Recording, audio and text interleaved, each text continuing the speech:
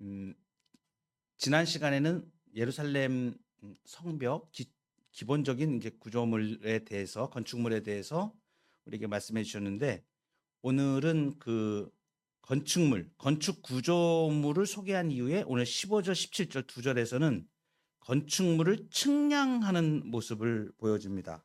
15, 17절을 보면 내게 말하는 자가 그 성과 금은들과 성곽을 측량하려고 금 갈대자를 가졌더라 이렇게 말씀하시죠. 측량. 이 측량의 주제는 배경이 에스겔서 40장, 41장이 그 배경입니다. 이 측량하는 것은 우리가 앞에서도 요한계시록 11장에서도 나왔었습니다. 한번. 그런데 그 측량할 때에 그것은 성전 내부 그리고 마당 뜰 이렇게 구분해서 측량을 했었지 않습니까? 그 어떤 의미라 그랬습니까? 성전 마당 뜰이 짓밟히는 것은 이게 교회가 고난을 당하는 그죠? 이방 민족이 침범을 해가 와가지고 성전 마당뜰까지는 다 이렇게 와서 들어와서 막 짓밟는.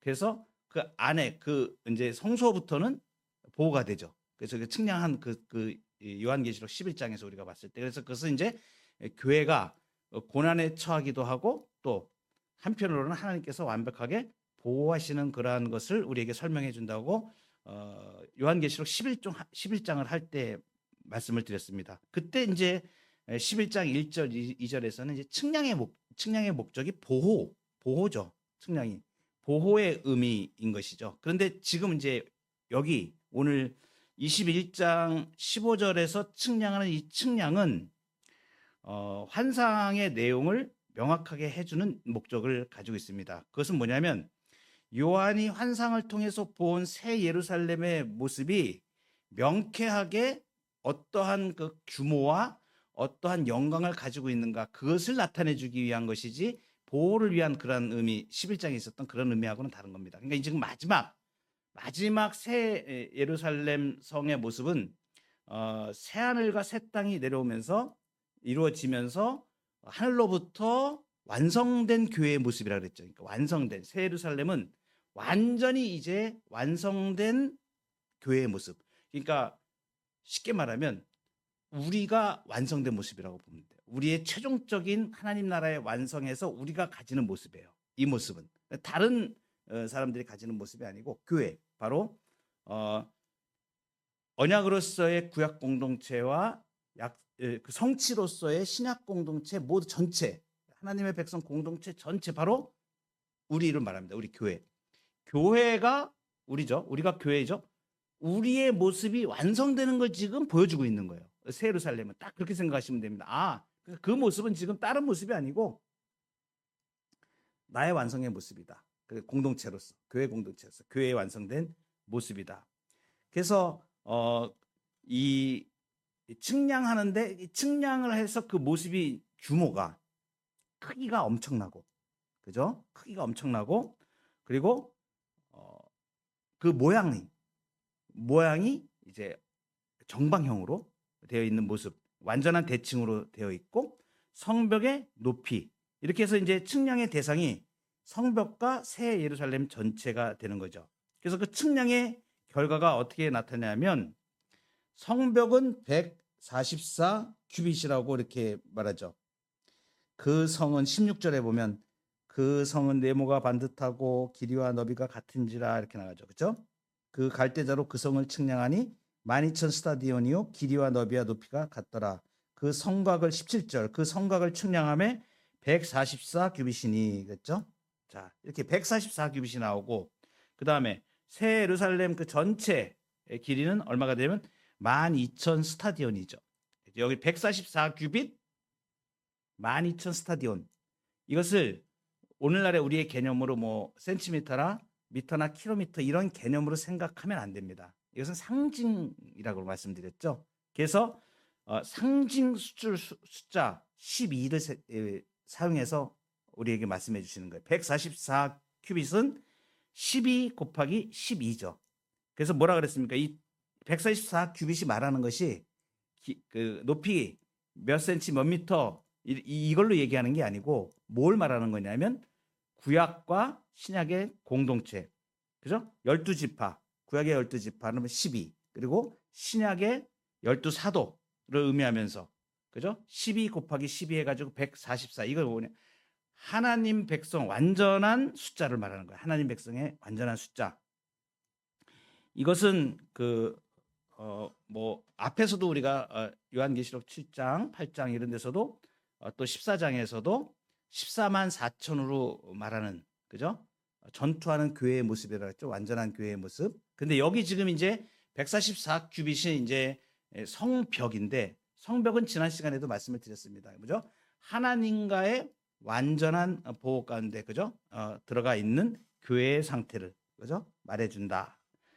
그리고 이제 여기 12,000 스타디온도 마찬가지로 12 곱하기 1000이 되는 것이죠.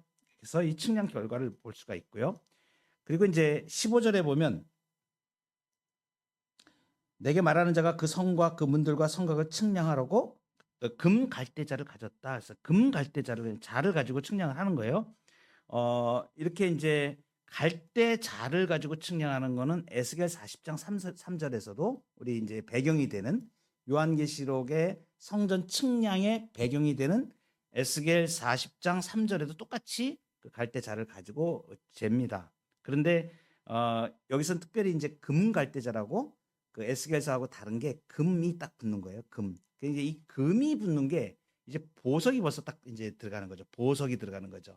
그러니까 새 예루살렘, 정금으로 장식되어 있는 그 새 예루살렘, 이 금 그러면요. 일단 우리가 뭘 생각해야 되냐면, 좀 이따 말씀을 드리겠지만,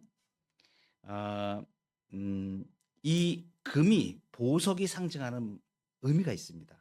근데 이제 보석을 우리가 어떤 무슨 보석, 무슨 보석, 무슨 보석, 그것들이 다 무슨 의미 이렇게 있는 게 아니고, 그런 뜻을 하는 게 아니고, 이 보석 전체로 이제 가지는 의미가 있는데, 특별히 이 정금, 이것은 우리가 가까이서 성경에서 이제 가까이서 보는 것은 성전의 그 법궤와, 그리고 거기에 있는 그 천사, 그리고 모든 그 기구들 전부 다 거의 다 뭘로, 그 성전 안에 있는 거의 다 금으로 돼 있죠. 그죠? 정금으로 돼 있죠. 이제 바로 그 모습을 상징하는 거다.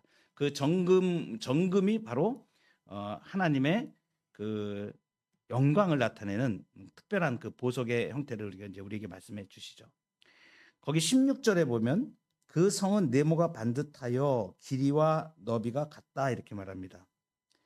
그래서 12,000 스타디온, 12,000 스타디온. 네모가 반듯하다. 이것도 에스겔서 45장에 선정 측량에서 똑같이 나오는 것입니다.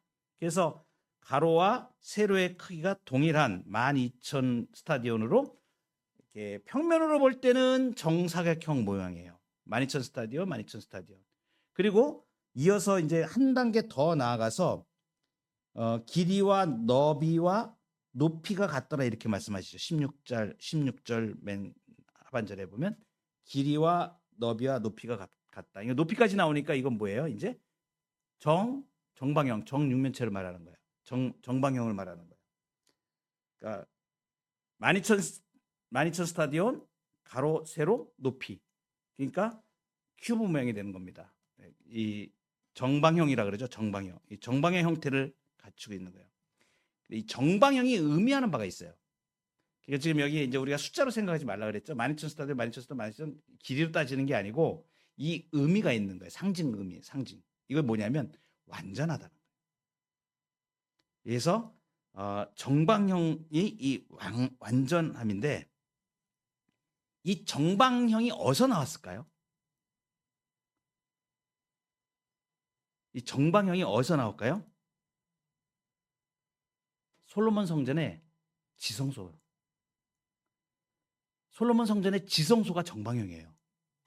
지성소의 규모를 말씀하실 때 계시하여 주신, 여러분 그 지성소가 뭘 의미하죠? 원래 하늘의 성전에 계시잖아요, 하나님이. 그죠? 그 하늘에 계시는 그 성전의 모형이 어디에 이루어지는 거예요? 땅에. 그게 지성소예요. 하나님의 성전을 말하는 거예요. 하나님의 거하시는 곳을 말하는 거예요. 그래서 이것이 정방형입니다. 그래서 솔로몬 성전의 그 지성소, 이 지성소가 정방형으로 돼 있는 거예요.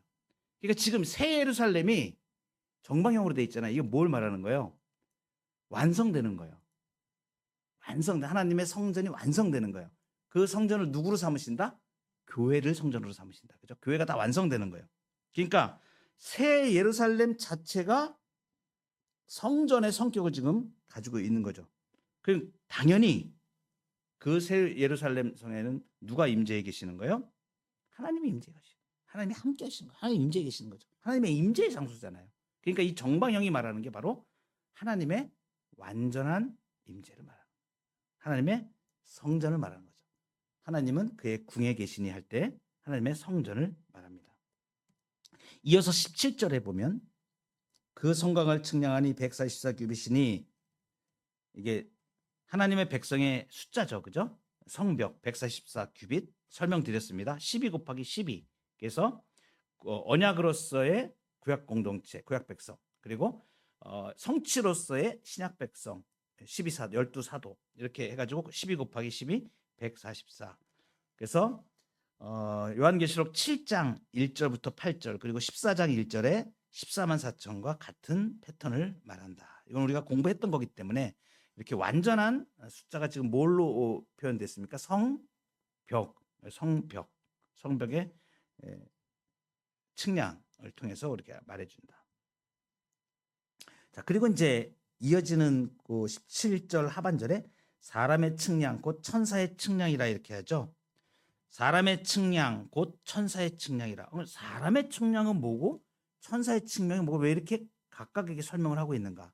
사람의 측량 곧 천사의 측량이라. 이거 지금 측량을 누가 하고 있어요? 사람이 하고 있습니까? 천사가 하고 있습니까? 측량을 천사가 하고 있습니다. 천사가 측량을 하고 있는데 그 표현되는 그 수치나 이런 것들은 누가 사용하는 거예요? 천사가 사용하는 게 아니라 사람이 사용하는 수치나 이런 걸 사용하고 있잖아요. 그러니까 이 의미가 지금 뭐냐면 보통 이제 천사를 생각할 때는 초자연적인 의미를 우리가 많이 갖지 않습니까? 사람보다 훨씬 큰 존재로 우리가 보통 일반적으로 생각을 합니다. 또 유대 문헌이나 성경의 사상으로 봤을 때 이 천사는 사람보다 훨씬 더 초월된 존재이기 때문에 더 크다고 이렇게 생각을 합니다. 그러면 만약에 예를 들어서 우리가 큐빗이라 그러면 규빗, 우리가 규빗이라고 얘기하죠. 여기 발음에서는 큐빗 이렇게 썼는데 구약에서 말할 때 몇 규빗 하는 거잖아요. 그 규빗은 사람의 여기 팔꿈치부터 사람의 이 몸을 이 팔을 기준으로 하는 거예요. 팔꿈치부터 중지 맨 끝에까지 손가락까지. 그리고 나중에 들어온 규빗은 거기에 손바닥 넓이를 더한 뭐 이런 길이로 나중에는 좀 더 길어지는데 어쨌든 간에 기준이 되는 거는 여기 팔꿈치부터 손가락 끝까지 이제 한 규빗이 되는 거예요. 그래서 약 우리 그 센티미터 개념으로 얘기하면 약 50cm 정도 돼요. 근데 지금 이건 누구의 기준이에요? 이게 사람이잖아요, 사람. 그러면 천사가 만약에 이 규빗으로 따진다 그러면 훨씬 더 길 수도 있을 거 아닙니까? 이런 것을 측량의 혼잡을 피하기 위해서 측량은 천사가 하는데 그 수치는 사람을 기준으로 한다. 그래서 사람의 측량 곧 천사의 측량이다. 이렇게 지금 이야기를 하고 있다라고는 이제 유력한 해석이 지금 있는 것입니다. 그리고 또 한 가지 의미는 사람의 측량은 지상적이고 문자적 그림이지만 그 측량이 상징하는 바는 천상적이거나 영적인 것이죠.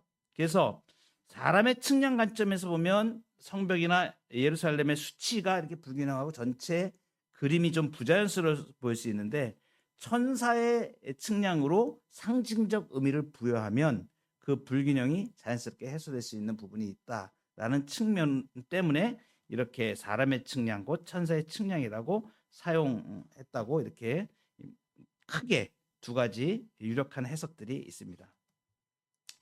이제 마지막으로 우리가 오늘 주제 설교 제목으로 잡은 보석 같은 성도, 보석의 주제로 이제 넘어가 보겠습니다. 18절부터 21절까지인데 그 성곽은 벽옥으로 쌓였고 그 성은 정금인데 맑은 유리 같더라.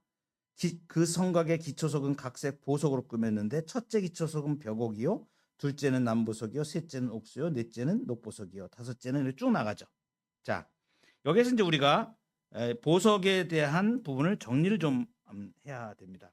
이 보석을 해석을 할 때, 이 홍보석은 뭘 말하는 거야? 이렇게 그 따로따로 떼어가지고 이렇게 해석을 하면 풍류적인 해석으로 이렇게 좀 온전한 해석에서 좀 멀어지는 쪽으로 나가게 됩니다. 그래서 해석의 원칙이 뭐냐면 이 보석들을 풍류적으로 해석하려고 하지 말고 전체 다 보석이 의미하는 성경적인 부분을 근거로 해서 해석을 해야 된다 하는 부분이죠. 이제 보석은 그러면 어떤 의미를 가지는가? 기본적으로 보석은 고대 근동에서부터 쭉 있어온 그 사상이 뭐냐면 하늘의 속성을 나타내는 거예요. 그러니까 보석은 이 땅의 것보다는 하늘의 것을 나타낸다는 개념이 가장 중요한 개념입니다. 그러면 그것이 어디에 있었는가? 우리의 성경의 배경을 가보면 처음에 에덴 동산에 있었습니다. 창세기 2장 10절부터 12절 말씀이죠. 여기 보면 강이 에덴에서 흘러나와 동산을 적시고 거기서부터 갈라져 네 근원이 되었으니 첫째의 이름은 비손이라. 금이 있는 하윌라 온 땅을 둘렀으며 그 땅의 금은 순금이요 그곳에는 베델리엄과 호마노도 있으며 이랬습니다. 이 베델리엄이라고 되어 있는 이거는 이제 보석 종류가 그 당시 명칭하고 창세기 때의 명칭하고 그 이후에 있는 것하고 이렇게 정확히 일치할 수는 없지만 거의 대부분의 이제 학자들이 봤을 때는 아마 진주 종류 쪽으로 좀 봅니다. 그래서 값비싼 진주 종류 베델리엄이라고 이렇게 하는 것은 그렇게 보는 견해가 있고, 뒤에 있는 호마노 하는 건데 이거는 어떤 거냐면 광물, 보통 이제 이 보석들이 광물에 속하잖아요. 그 광물이 침투해가지고 생긴 광택 같은 게 막 이게 돌인데 광물이 침투해가지고 영롱한 빛을 내거나 고운 빛을 내거나 이런 것들로 이제 보석이 이제 다 이루어지거든요. 그 이제 이 호마노가 바로 그렇게 광물이 돌에 이렇게 침투해가지고 아주 고운 광택 그리고 다양한 무늬를 아주 이렇게 멋지게 내는 빛을 내는 고운 빛깔을 내는 이러한 마노 종류라고 이렇게 말해요. 호마노 이렇게 돼 있는데 마노 종류가 바로 이런 것들, 광물이 침투해가지고 이렇게 무늬를 막 고운 무늬를 낸 그러한 것들을 이제 보석 중에서 그 마노라 그러는데 이 호마노가 이제 바로 이런 종류인 것을 말합니다. 그러니까 진주나 마노 종류의 보석들이나 금, 특히 금이 먼저 나오죠. 근데 그 하일라 온 땅을 둘렀다 이렇게 돼 있죠. 그러니까 지금 뭘 지금 여기서 말해주는 겁니까? 에덴에 하나님이 처음에 창조하셨던 그 에덴에 뭐가 보석이 있었다는 걸 말하는 거예요. 금도 있고 베델리엄도 있고 호마노도 있고 이렇게 보석이 많이 있었다 이렇게 말하는 것이죠. 이게 이제 지금 에덴, 그러니까 이 에덴이 지금 처음에 하나님이 에덴을 창조하셨을 때 보석이 가진 의미가 하늘의 속성이라고 그랬잖아요. 그러니까 하나님의 속성이 거기에 이렇게 표현됐다라고 보는 것이죠. 근데 이제 우리가 이제 이것을 응용하면 어떤 것이 되면 보석이라는 것이 어떤 의미가 되냐면 하나님의 성품이 녹아든 것. 그죠? 우리가 하나님에 대해서 이렇게 알지 않습니까? 그러면 영적인 의미로 만약에 우리가 해석을 한다면 이런 해석도 가능한 것이죠. 하나님의 성품이 녹아져서 반짝반짝 빛나는 지성을 갖고 반짝반짝 빛나는 의지를 가지고 보석처럼 빛나는 감성을 가진, 그렇죠? 새로운 피조물인 하나님의 백성들, 그렇죠? 그래서 하늘의 별처럼 빛나는 자들 이렇게 표현될 수도 있습니다. 이 보석이 가진 의미가 바로 이런 의미를 가지고 있다. 이게 지금 어떤 모습을 말해요? 에덴이 타락해가지고 이제 깨졌지 않습니까? 하나님께서 이 성전의 모습, 이 보석의 모습을 회복하는 첫 번째가 어디서 일어나면 성막에서 일어나죠. 지상에서. 그래서 거기다 금으로 이렇게 다 그 성막 안에 지성소를 다 금으로 다 만들고 각종 보석들로 만들죠. 또 어디에서 나타납니까? 대제사장의 의복에서 나타나죠. 12보석을 이렇게 쭉 하지 않습니까? 이런 의미들이 이제 다 있습니다. 그래서 이제 이 보석의 의미를 우리가 분류를 하면서 세분해서 좀 보면, 먼저 18절 맨 앞에 그 성곽은 벼곡으로 건축되었다. 자, 이 벼곡은 성경에서 아주 일관되게 하나님의 속성을 나타내요. 하나님의 성품입니다. 우리가 하나님의 속성 배웠죠? 무한 영원 불변하심, 존재와 그리고 지혜와 권능과 거룩과 공의와 선함과 진실. 10가지 우리가 보통 이렇게 제가 쭉 말씀을 드리죠. 이 하나님의 성품이 그대로 시연되는 것을, 하나님의 영광스러운 임재로 충만한 것을 말합니다. 주기도문에서 우리가 하면서 공부했죠. 아버지의 이름을 거룩하게 하시며, 그죠? 아버지의 이름을 거룩하게 하시며. 그러니까 하나님의 이름을 우리가 얘기하면서 그 하나님의 속성을 우리가, 그죠? 그 속성이 그 어디에 투영이 돼요? 하나님의 나라에 투영이 되지 않습니까? 하나님의 나라 누구예요? 우리예요, 우리. 지금 이 새 예루살렘이 지금 뭘 말하는 거예요? 하나님 나라의 최종적인 완성을 지닙니다. 교회의 완성된 모습을 나타내요. 참 놀라운 거예요. 근데 그 모습이 지금 어떠냐면 찬란한 벼곡으로 빛나고 있는 거예요. 그러니 우리가 죄로 인하여서 더럽고 진짜 봐줄 수 없는 그런 시궁창같이 더럽고 새까맣고 죄로 얼룩져 있고 볼 수가 없는, 더럽고 더럽기가 한량없는 그 모습에서 다 예수 그리스도의 보혈로 씻어서 하나님의 성품으로 우리를 바꾸시고 우리의 지식과 우리의 정서와 우리의 의지를 새롭게 하셔서 하나님의 사람으로 빚어서 막 만드셔가지고 하나님 나라의 완성 때는 정결한 보석같이, 이렇게 벼곡같이 하나님의 임재로 가득 찬 자. 여러분, 우리가 지금 그렇게 빚어가고 있는 거예요. 보석 같은 성도라는 건 바로 이것을 말합니다. 하나님의 성품으로 광채가 나는 거예요. 우리 인생에 빛이 나는 거예요. 광채가 나는 거예요. 하나님의 빛이 나는 거예요. 그러니까 모세가 하나님의 영광을 보고 내려올 때 시내산에서 이스라엘 백성들이 그 얼굴에 광채가 나가지고 바로 바라보지 못했습니다. 하나님의 영광의 빛이 너무 강하니까. 그러니까 어떻게 돼요? 얼굴을 수건으로 가렸지 않습니까? 바로 이와 같이 이제 우리는 이 땅을 살아가면서 믿지 않는 사람들이 볼 때 감당을 못해요. 왜 그러냐면 그 빛이 너무 강한 거야, 우리가. 그러니까 빛이 자꾸 비치니까 웬만하면 같이 그냥 이렇게 봐줄 수가 있잖아요. 근데 빛이 점점 강해지면 보지를 못해. 그 정도로 하나님의 모든 속성으로 우리가 충만해져서 그렇게 정결하게 빛난 존재로 가는 거예요. 하나님의 임재가 바로 이것을 말합니다. 하나님과 더불어 사는 삶, 하나님의 영광으로 장렬하는 것을 말하죠. 18절에 또 보면 이렇게 말씀하시죠. 그 성은 정금인데 맑은 유리 같더라. 그래서 맑은 유리 같은 정금으로 됐고, 19절에 보시면 그 도시의 성벽의 기초석들은 모든 보석들로 장식되어 있다. 각색 보석으로 꾸몄다. 이렇게 돼 있죠. 모든 보석들로 되어 있고, 21절에 보면 그 12문은 12진주니, 12문은 12진주로 만들어졌다.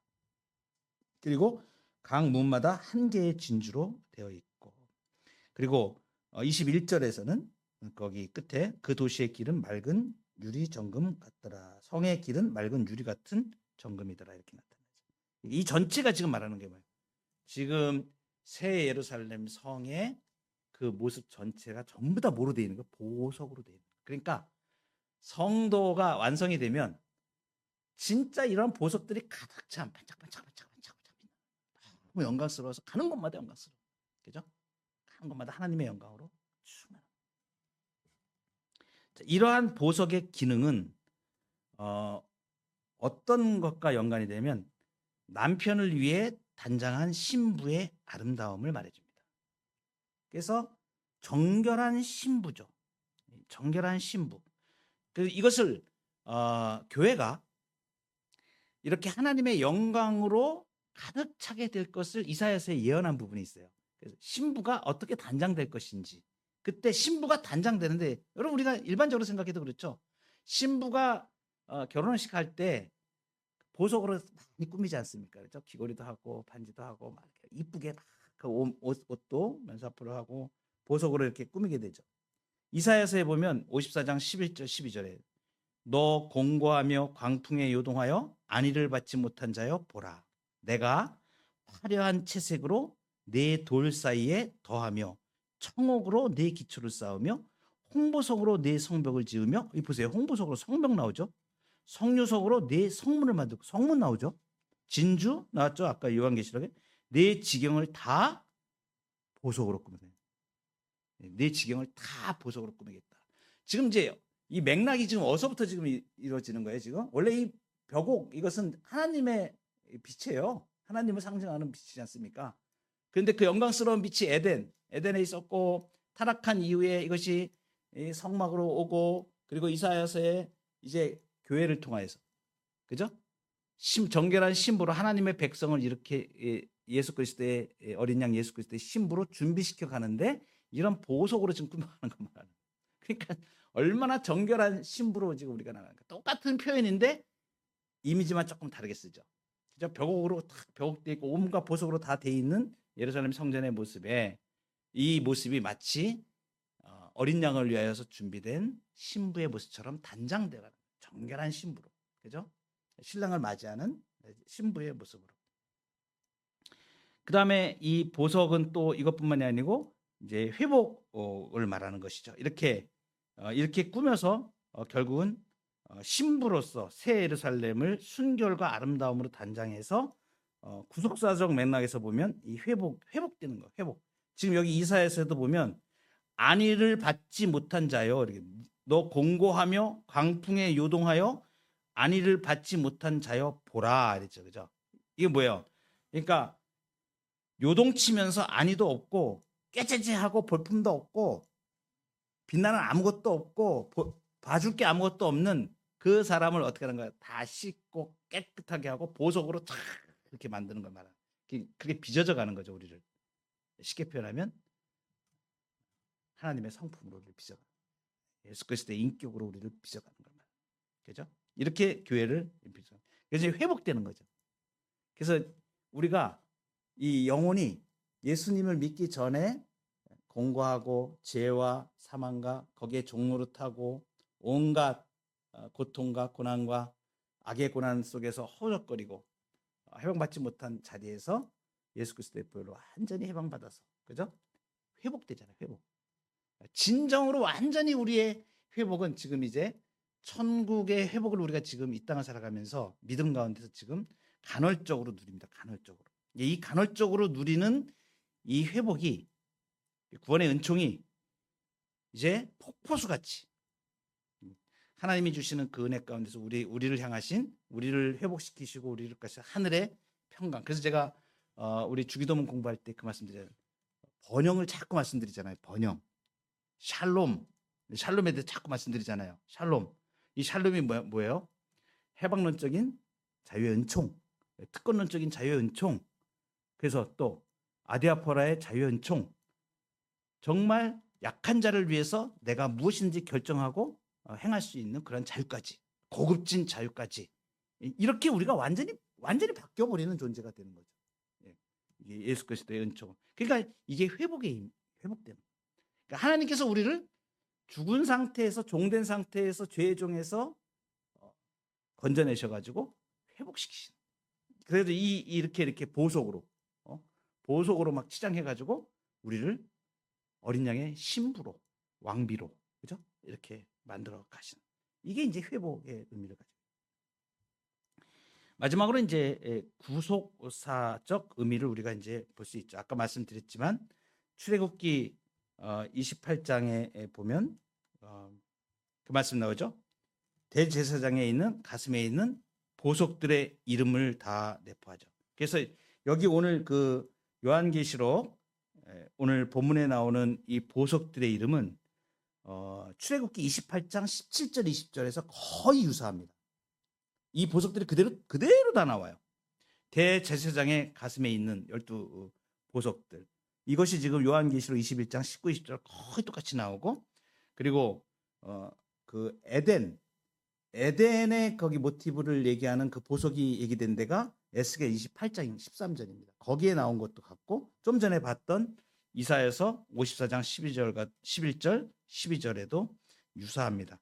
이 연관성을 쭉 보시면 에덴부터 그 다음에 성막의 대제사장의, 그리고 에스겔의 성전에서 보여준 것, 그리고 이사야서에서 회복의 모습으로 보여준 이 보석들의 모습이 하나같이 무엇을 나타내고 있어요? 구속을 나타내는 거예요. 구속. 그죠? 성전과 에덴의 실체가, 성전의 실체가 지금 이제 어떻게 되는 거예요?